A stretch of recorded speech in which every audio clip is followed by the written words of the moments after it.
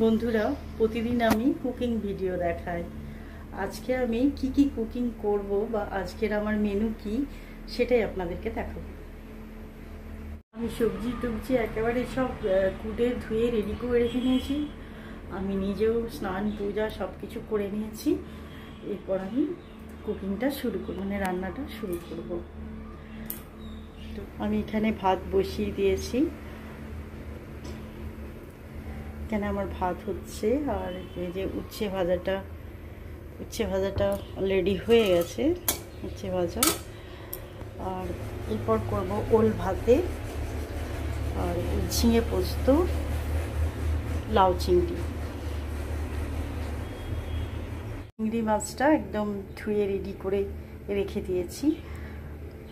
এটা অনেকটাই আছে, 500 গ্রাম আছে। তো কিছুটা আমি লাউতে দেব, আর কিছুটা চিংড়ি কষা করব।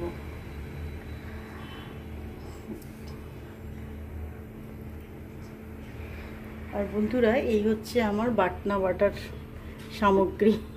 এই যে শিলনোড়া, আপনারা শিলনোড়াতে মশলা বাটেন বা এই হচ্ছে আমার বাটনা বাটা। আমি কিন্তু এখনও শিলনোড়া ইউজ করি, মিক্সারেও করি। আর কিছু কিছু জিনিস আছে সেগুলো আমার শিলনোড়ায় না করলে ভাল লাগে না।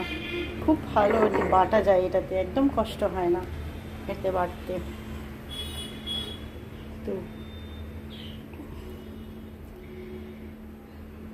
এই 10টা 11টার মতো বাজছে। তো এবার আমি রান্নাগুলো শুরু করে দেব। তো আমার আজকের মেনু হচ্ছে এগুলোই।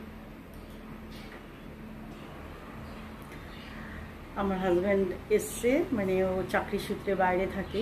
তো যখন আসে তখন আমি অনেক কিছু বানিয়ে খাওয়াই, কেননা বাইরে ঠিক সেরকম খাওয়া হয় না। তো ও এলে আমি অনেক কিছু রান্না করি। তো এই বলে আমি আমার ভিডিওটা শেষ করলাম। বাই।